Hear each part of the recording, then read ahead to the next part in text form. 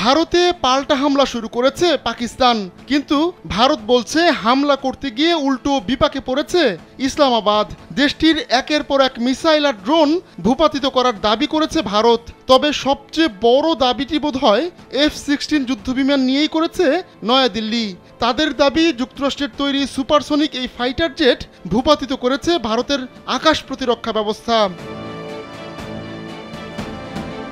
ভারতীয় গণমাধ্যম এনডিটিভি জানিয়েছে, স্থল থেকে আকাশে নিক্ষেপযোগ্য মিসাইল ডিফেন্স সিস্টেম দিয়ে ভূপাতিত করা হয়েছে সুপারসনিক এই জেটটি।